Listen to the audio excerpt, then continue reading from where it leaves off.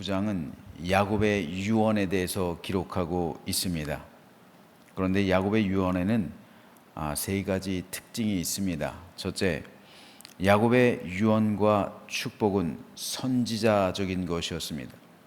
둘째, 야곱의 유언과 축복은 하나님의 계획과 뜻을 그대로 선포한 것이었습니다. 셋째, 하나님은 야곱의 유언과 축복을 그대로 성취하셨습니다. 그래서 놀라울 정도로 야곱이 마지막으로 남긴 이 말들과 같이 그의 후손들이 되고 있는 것을 볼 수가 있어요. 예를 들어서 시몬과 레위는 그 백성 중에서 흩어질 것이다. 그 말을 했을 때 시몬은 시몬 족속 마찬가지예요. 시몬 지파는 유다 지파 안에 기업이 있어요. 브엘세바라든지 그 위에 유다 지파 안에서 시몬 지파는 살아가요. 따로 기업을 받질 못해요. 레위 지파는 말 그대로 흩어지잖아요. 다 야곱의 유언과 같이 돼요. 그 가운데 첫 번째 아들이었던 르우벤은 육신적으로 보면 야곱의 장자죠. 하지만 그럼에도 축복의 말을 듣질 못해요. 야곱의 말처럼 권능이 탁월해요. 장자이기 때문에 기력의 시작입니다. 위풍당당해요. 실제로 르우벤에게 그런 품성들도 보였어요. 예를 들어 요셉이 구덩이에 던져졌을 때 요셉을 살리고자 노력했던 사람도 르우벤이고, 가나안 땅에서 흉년이 들어서 굶주리게 됐을 때 자청해서 애굽으로 다녀오겠다고 나선 사람도 르우벤이에요. 그런데 르우벤은 그러한 노력에도 불구하고 가족으로부터 인정을 받지 못해요. 야곱으로부터도 칭찬받지 못합니다.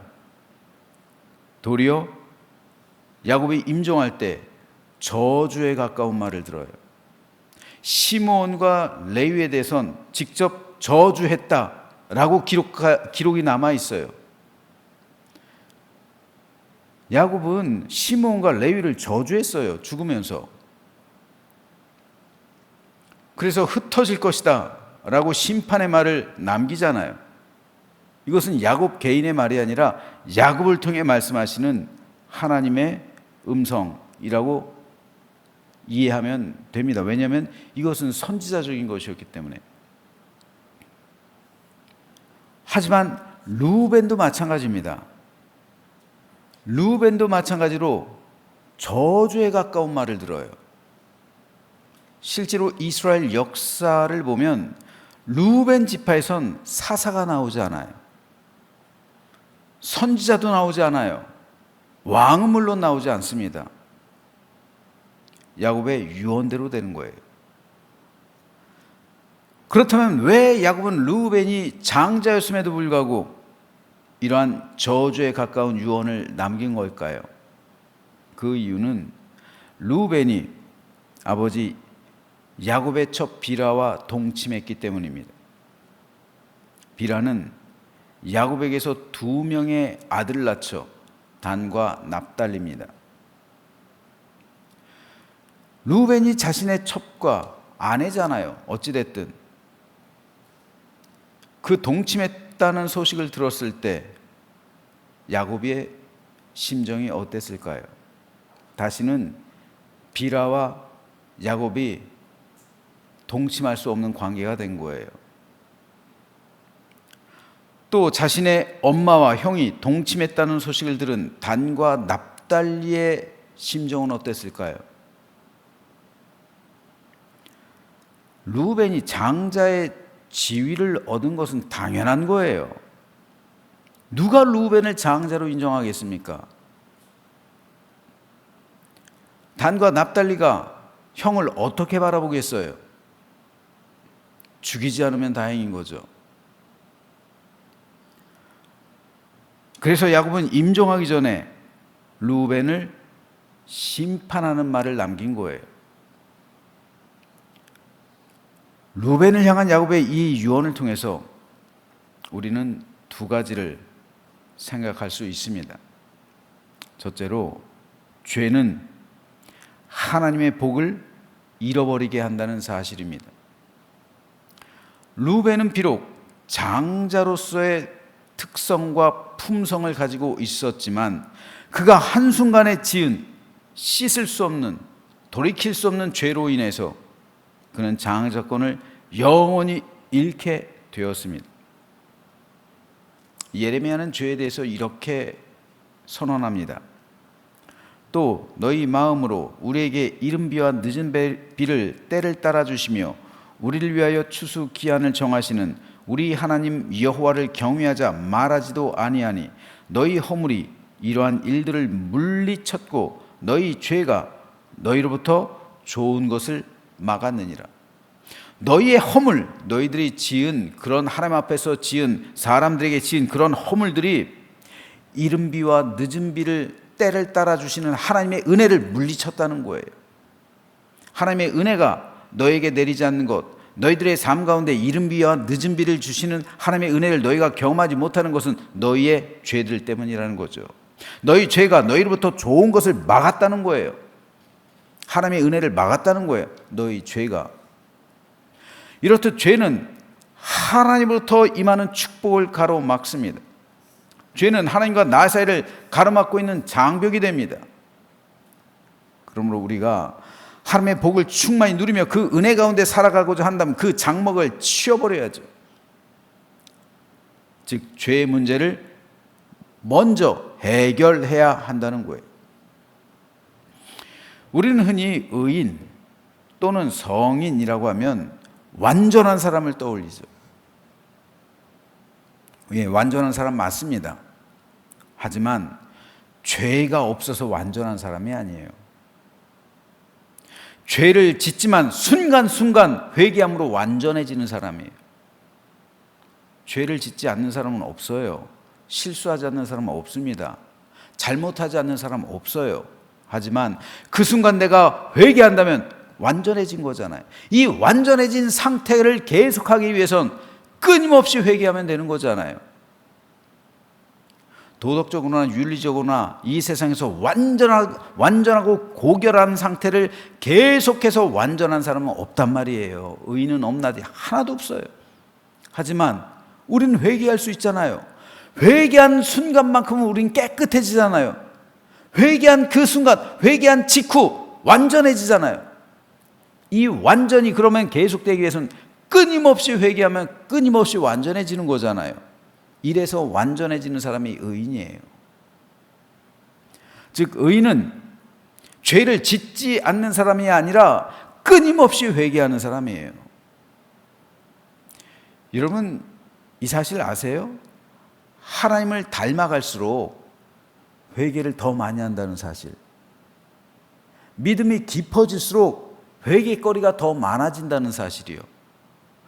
의인이 될수록 그 신앙이 깊어질수록 더 성숙해질수록 하나님의 인격과 성품을 더 닮아갈수록 예수님의 마음이 더 내 안에 많아질수록 회개할 거리가 더 많아진다는 사실. 여러분 그 사실 아십니까? 어떤 사람은 뭘 그렇게 회개할 거리가 있냐고 그래요. 그거 성숙하지 않은 거예요.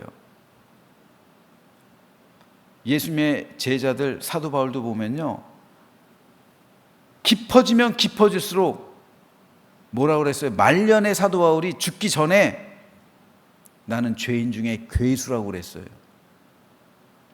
바울이 구원에 확신이 없어서 나는 죄인 중에 괴수라고 말합니까? 아니에요. 여러분 신앙의 체험이 많아지고 더 성숙한 믿음에 이를수록 나의 죄됨이 더 드러나요. 내 믿음이 깊어지는 것과 비례해서 내 죄성이 더 많이 드러나게 돼서 더 철저하게 회개한다고요. 그러므로 의인은 회개할 거리가 없는 사람이 아니라 회개할 거리가 더 많은 사람이에요. 그래서 더 많이 회개해요. 예전엔 내가 누군가 나에게 이렇게 12조로 걸 때 한마디 팍 해줬어요. 그래야 시원하죠. 그런데 신앙이 깊어지니까 그 말도 마음에 걸리는 거예요. 내가 왜 그랬을까? 왜 내가 저 사람한테 그 한마디를 했을까? 참지. 그리고 회개하는 거예요. 그리고 그 사람한테 가서 미안하다고 그러는 거예요. 져준단 말이에요. 내가 당하고 말지, 내가 억울하고 말지, 내가 왜 그랬을까? 신앙이 깊어질수록 내가 하나님 앞에서 더 민감해지고 더 예민해지는 거예요. 남한테 예민해지는 게 아니라 나한테요. 그래서 회개할 거리가 더 많아져요. 예전엔 아무렇지도 않게 생활했는데 지금은 내가 왜 그랬을까? 하나님과 사람 앞에서 회개할 거리가 더 많아진다는 거예요. 여러분, 깨끗한 하얀색 도화지는 먹 하나가 튀어도요 더러워 보이는 거예요.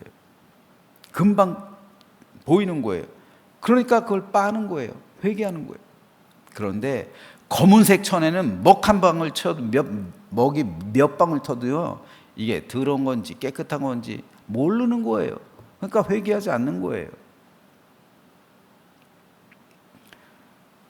따라서 의인은 늘 하나님과 교제하면서 하늘부터는 은혜와 복을 누리게 돼요. 왜요? 매일의 삶 가운데 깨끗하니까요. 회개하니까요. 나와 하나님과의 관계를 가로막는 장벽이 사라졌으니까요. 그래서 하늘의 은혜를 누리는 거예요. 샬롬의 은총을 매일의 삶 가운데 누리는 거예요. 이게 주와 동행입니다. 하지만 죄인은 그렇지 않아요. 늘 하나님과 나와의 관계 속에서 장벽이 쳐져 있는 거예요. 그러니까 그 장벽 때문에 하늘부터 임하는 은총, 샬롬의 은혜를 누리지 못하는 거예요. 그걸 반사시키는 거예요, 죄가. 그러므로 저는 저와 여러분 모두가 진정한 믿음으로 하나님 앞에서 늘 회개하며 그 장벽을 치우고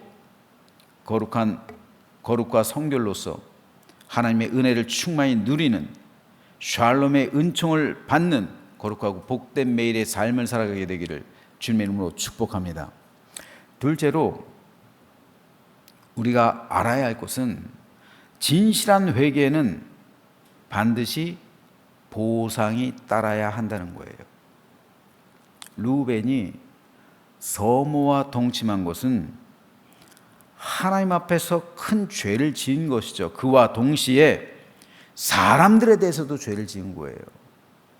즉 하나님뿐 아니라 아버지에 대해서 또 형제들에 대해서도 죄를 지은 거예요. 그렇다면 르우벤의 이 죄가 용서함 받기 위해선 두 가지 조건이 충족돼야죠. 첫째는 하나님으로부터의 용서, 둘째는 사람들에게서 용서. 그렇죠? 그래야 그의 죄가 완전 사함받는 거예요. 하지만 르우벤은 하나님에 대해서도 용서함을 구하지 않았고 사람들에 대해서 아버지나 형제들에 대해서도 용서함 구하지 않았어요. 그래서 그의 죄가 영원히 남게 된 거예요. 많은 성도가 회개를 잘못하며 살아가고 있어요. 잘못된 회개를 하고 있다고요. 예를 들어서 내가 누군가에게 1,000만 원을 훔치든 꿨다고 한번 생각해 보세요. 예를 들어서 꿨다고 생각해 봐요. 그런데 안 갚았어요. 1,000만 원을 빌려준 그 사람은 그 돈 못 받아서 밤잠을 못 이루어요. 억울하고 분노에 차서 피눈물을 흘리며 살아가요. 저도 영국에 있을 때 2,000만 원 사기당했다고 한번 했잖아요.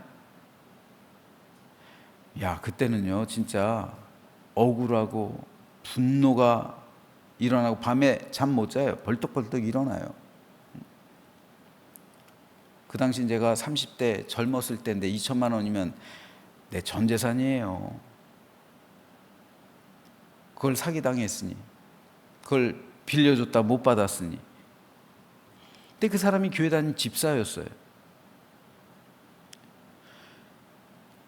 그런데 그 집사, 예를 들어서 이후에 하나님, 제가 예전에 최용 목사 돈 꾸고 안 갚았는데 용서해 주십시오 라고 회개 기도한다면 하나님께서 그 기도 들어주실까요? 그래, 내가 내 죄를 용서해 줄게, 이러실까요? 그렇지 않아요. 그런데 많은 성도가 이렇게 회개를 하고 있어요. 위선적인 회개를 하고 있다고요. 제가 지금은 그분을 완전히 용서했어요. 용서한 지 한참 됐어요. 우리 교회로 오기 전에 이미 용서를 했습니다.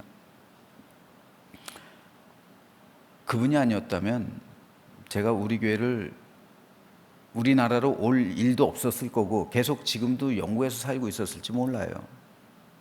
제가 이 자리에 서 있지 않았을 겁니다. 요셉이 형들을 용서한 것처럼 저도 그 집사님 완전히 용서했어요. 그건 분명한 사실입니다. 그래서 도리어 지금은 그 집사님을 위해 기도할 때가 있어요. 아유, 똑바로 살아야 될 텐데, 제대로 신앙생활 해야 될 텐데, 그 영혼 천국 가야 될 텐데, 안타까운 마음이죠. 하지만 저는 이것을 신앙으로 승화시켜서 그분을 용서했지만, 보통의 경우, 그렇지 않을 경우 그 억울함과 분노를 가지고 평생을 살아가야 되잖아요. 그런데 그분이 하나님께서 나를 용서하셨다고, 자기 마음에 평화를 얻었다고 말하고 다닌다면 그게 참된 회개일까요? 아니요. 그게 거짓된 회개예요.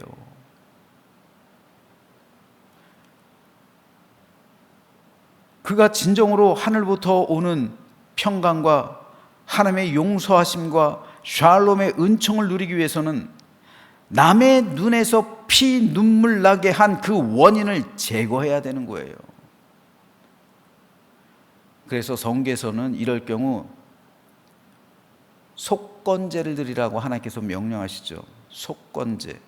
남에게 잘못했을 경우, 남에게 피해를 끼쳤을 경우, 예를 들어서 남의 돈을 빌리고 안 갚았을 경우, 훔쳤을 경우는 뭐 2배로 보상해야 되는 거지만, 상해했을 경우 원금에다가 20%의 이자를 더해가지고 그의 피해 보상으로 주라는 거예요.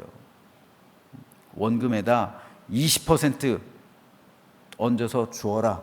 그래야 너의 죄가 합의가 되는 거예요. 합의. 보상입니다. 그렇게 될 때 그 사람과 너와의 관계가 회복되고, 그를 통해 하나님과 너와의 관계도 회복될 거다. 그래서 예수님께서도 주기도문에서 우리가 우리 죄를 용서해 준 것 같이 우리 죄를 용서해 주십시오. 사람과의 화해가 먼저라는 거예요. 사람과의 회개가 먼저라는 거예요. 그래야 너의 죄도 회개함 받을 것이다, 용서함 받을 것이다 라는 말씀입니다. 그런데 이걸 성도들이 놓친단 말이에요.